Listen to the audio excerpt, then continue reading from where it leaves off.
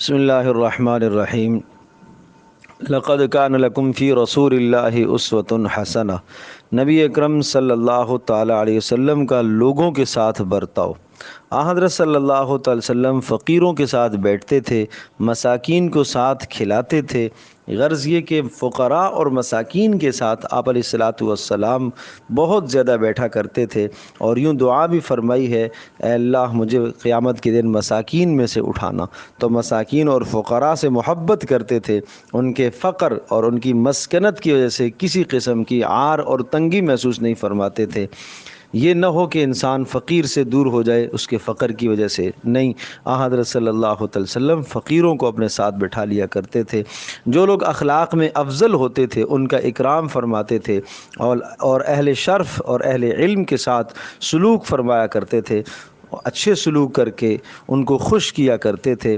یعنی انزل الناس علی قدر منازلہم، جس شخص کا جو مقام اور مرتبہ ہوتا اسی مقام اور مرتبے کو مد نظر رکھ کر اس کے ساتھ حسن سلوک فرماتے، صلح رحمی کیا کرتے تھے۔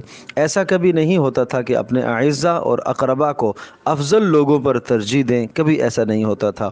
کسی پر آپ علیہ الصلاۃ والسلام ظلم نہیں فرماتے تھے، اور جو حضرت صلی اللہ علیہ وسلم کے سامنے عذر پیش کرتا آپ اس کے عذر کو قبول کر لیا کرتے تھے۔ یعنی کوئی شخص عذر پیش کرتا، معذرت کرتا، معافی مانگتا تو فوری آپ اس کے عذر کو، اس کی معافی کو قبول کر لیا کرتے تھے۔